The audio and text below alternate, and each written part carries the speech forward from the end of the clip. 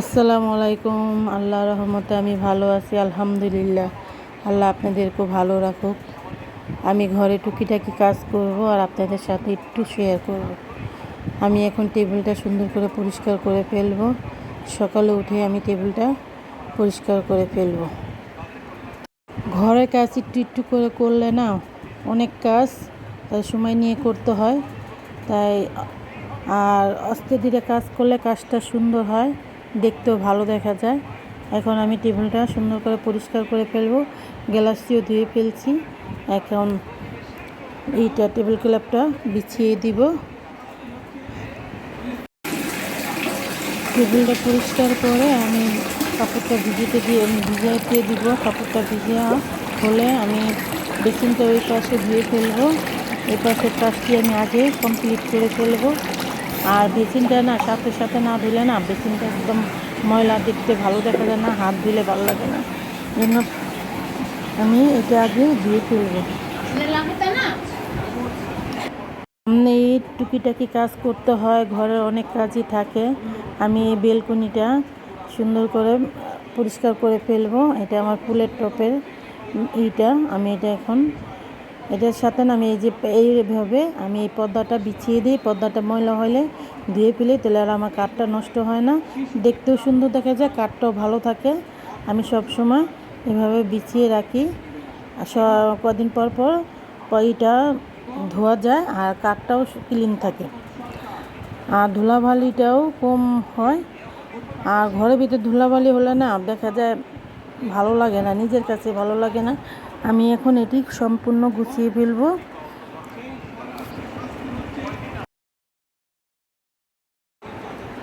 আমি ছোটোখাটো অনেক কাজই টুকিটাকি এটা এলো করতে হয়।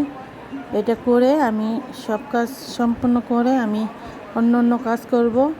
সকালে উঠে না কাজটা করলে কাজটা অনেকটাই সুবিধা হয়। আর দেখেন, একটা কাপড় বিছিয়ে রাখলে অনেকটাই সুবিধা, দেখতেও ভালো লাগে। যে জিনিস দেখতে ভালো লাগে ওই জিনিস অন্যরকম। আমি ঘরটাও পুছে ফেলবো। ঘরটা গুছিয়ে ফেলছি, ঘরটাও আমি পুছে ফেলবো। আমি ফার্নিচারটি পুছে ঘরটা এখন সুন্দর করে পুছে ফেলবো। আর প্রতিদিনই আমি ঘর পুছি, আমার ঘর না পুছলে ভালো লাগে না। প্রতিদিন ঘরটা পুছলে হয় কি, ধুলাবালি হয় না, আর পাড়া দিতেও ভালো লাগে, অনেকটাই ভালো লাগে। আমি ইলিশ মাছ রান্না করব, তার জন্য আমি আলু বেগুন কেটে নিলাম।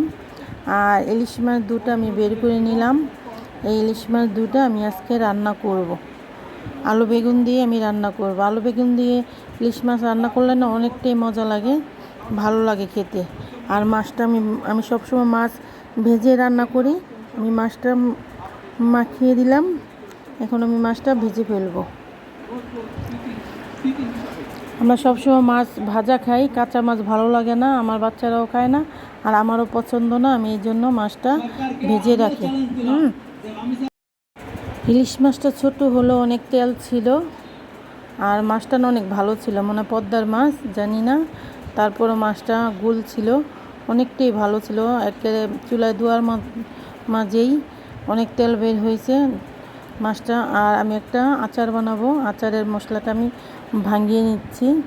আচারের মশলাটাও আমি ভাঙিয়ে নেব। এটা এখন আমি ওই যে পাঁচফোড়নটা সুন্দর করে আমি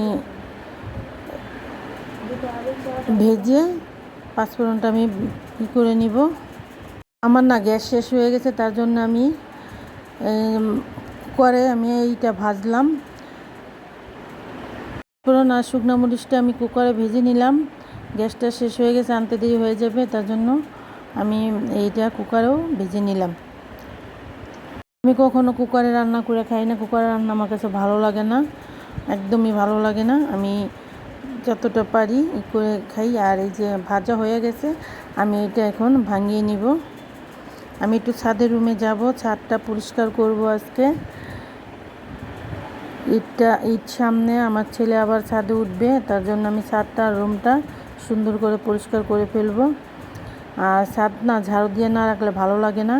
আর ছাদের রুমটাও আমি সুন্দর করে পরিষ্কার করব। আমার ছেলে সবসময় বন্ধের দিন এখানেই থাকে।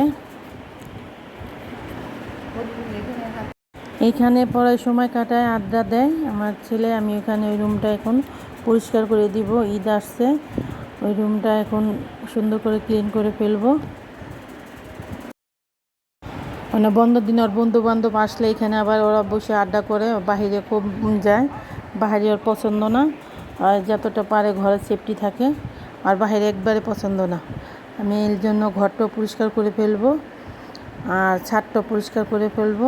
দেখেন আমার মরা গাছে কি সুন্দর পাতা হয়েছে।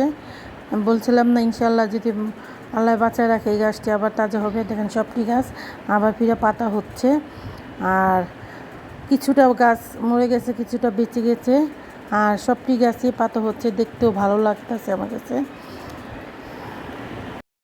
যার যতটুকু জায়গা থাকবে একটি করে গাছ লাগাবেন। গাছটা লাগালে না ঘর বাড়ি ছাদ দেখতে অন্যরকম সৌন্দর্য লাগে, আর অক্সিজেনটা একদম পিওর পাওয়া যায়। সবুজের বাতাসটা না শরীরে অনেকটাই ভালো লাগে, আর শরীরের জন্য অনেক উপকার। যতটুকু পারবেন সবাই একটি করে গাছ লাগাবেন। গাছ লাগালে শরীর মন দুটোই অনেকটা ভালো লাগে। আসসালামু আলাইকুম, পাশে থাকবেন। আল্লাহ হাফেজ।